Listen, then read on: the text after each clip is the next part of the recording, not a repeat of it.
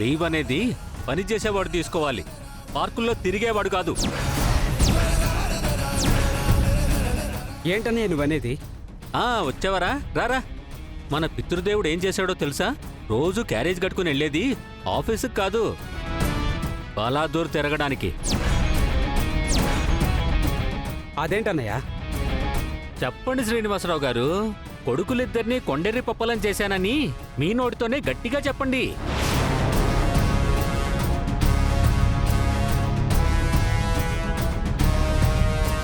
ఏమండి, మీరు తొందరపడుతున్నారనిపిస్తుంది. తొందరపడ్డం కాదే పిచ్చిదానా, చాలా వెనకపడ్డాం మనం. అసలు ఈయన ఏం చేశాడో తెలుసా నీకు? ఎప్పుడో 6 నెలల క్రితమే జాబ్కి విఆర్ఎస్ తీసేసుకున్నాడు.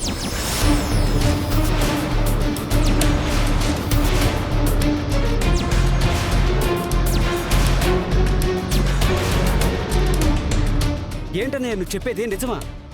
అంతేకాదురా, ఆ వచ్చిన డబ్బు మొత్తం అంతా కూతుళ్ళకిచ్చి అత్తగారింటికి సాగనంపాడు ఈ తండ్రి గారు.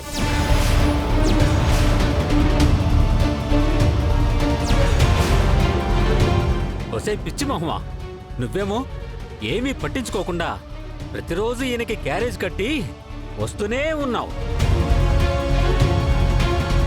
ఎందుకు మమ్మల్ని ఇంత మోసం చేశావు? ఇంత మోసం ఎందుకు చేశావు?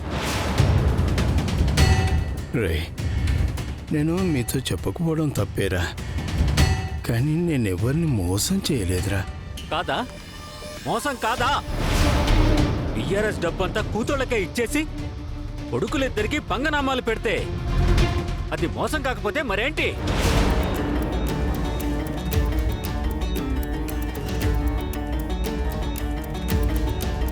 మీరిద్దరూ కలిసే మా ఇద్దరిని ముంచేశారు. ఏంటి నాన్న, కనీసం ఒక్క మాటని మాకు చెప్పాల్సిందే. ఎందుకు చెప్తారా? వాళ్ళకిద్దరు కూతుళ్ళున్నారు కదా, కొడుకులుంటే ఎంత పోతే ఎంత. ఏంట్రా ఆ మాటలు? సంస్కారవంతుణ్ణి కాబట్టే మాటలతో చెప్తున్నాను నేను.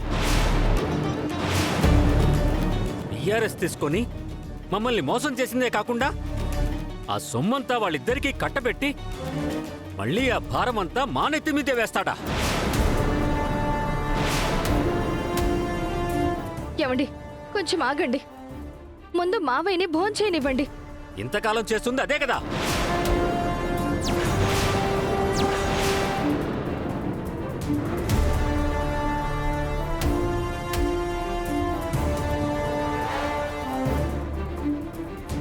రేపీ పెద్ద మనిషి రిటైర్ అయితే వచ్చే డబ్బులతో, నాకొచ్చే వాటాతో ఓ చిన్న ఇల్లు కట్టుకోవాలని కొండంత ఆశతో ఎదురుచూశాను.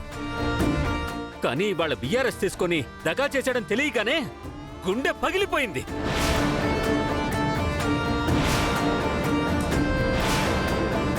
మాతో ఒక్క మాటైనా చెప్పకుండా పక్కాగా ప్లాన్ చేసి మమ్మల్ని ఇంత పకడ్బందీగా మోసం చేసిన నువ్వు ఇంకొక క్షణం కూడా ఇంట్లో ఉండడానికి వీల్లేదు.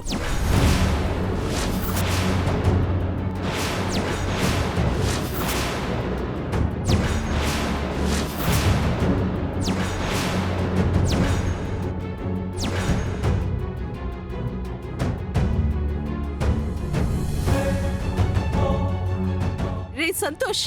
అవును, సంతోష్నే. మీ కుట్రకు బలై దగా పడిన సంతోష్నే చెప్తున్నాను. నేను రోజు పొద్దున్నే లేచి ఈ మోసగాడి మొహం చూడలేను.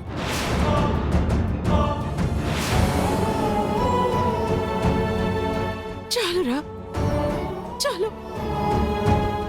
ఇంకా నీ మాటలతో మా కొండల్ని తోటలో పొడవద్దురా.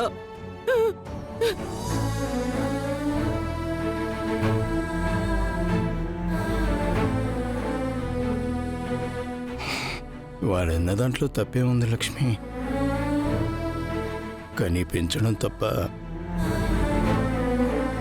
నేను వాళ్ళకేం చేయలేకపోయాను. కనీసం వాళ్ళను ప్రశాంతంగానైనా ఉండనివ్వాలి కదా.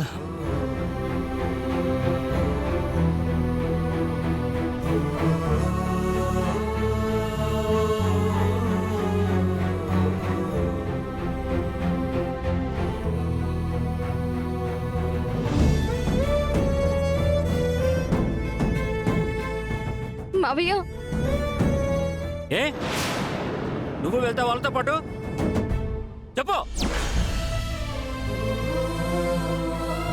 అన్నయ్య నాన్న చేసింది తప్పే, కానీ ఇలా సడన్గా ఇంట్లోంచి వెళ్ళగొడితే ఎక్కడికని వెళ్తారు? ఎక్కడికైనా వెళ్ళనీరా, ఇక్కడ మాత్రం అస్సలు వద్దు. ఇప్పుడే మీ బట్టలు అన్నీ తీసి బయటపడేస్తాను. అన్నయ్య అన్నయ్య ఏమండి?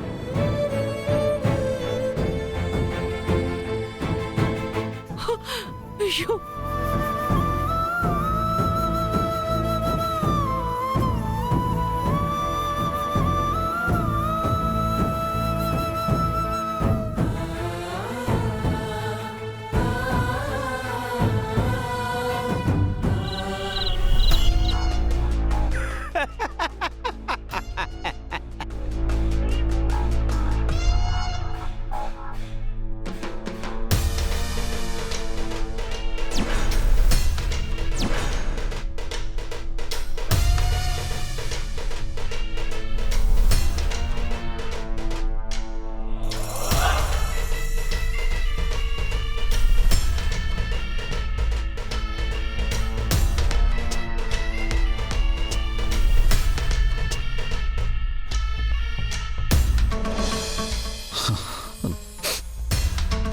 ఇన్నాళ్ళు స్వర్గం నరకం ఉంటాయంటే నేను నమ్మలేదు జాను. కానీ నువ్వు లేకుండా నిత్యం నేను అనుభవించేది నరకమే అనిపిస్తోంది.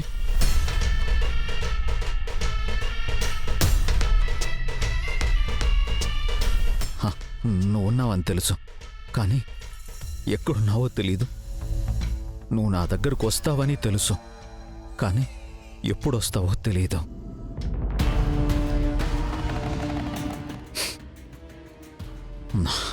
నిన్ను చూడాలని, నీ గొంతు వినాలని తపించిపోతున్నాను. నీకోసం చాలా ఆరాటపడుతున్నాను. ఎప్పుడొస్తావు జాను? నీ గొంతుని మళ్ళీ నాకెప్పుడు వినిపిస్తావు జాను?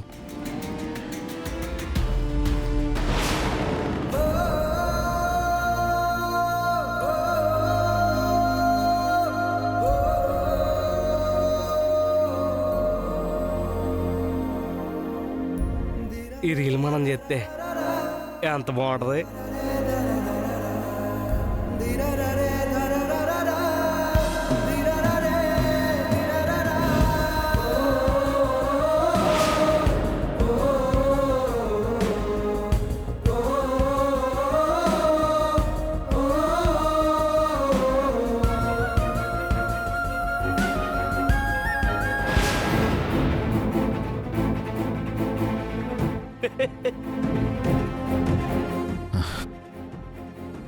ఏ ఎవరు? శైలు అంట సార్, పాప చాలా స్వీట్ వాయిస్.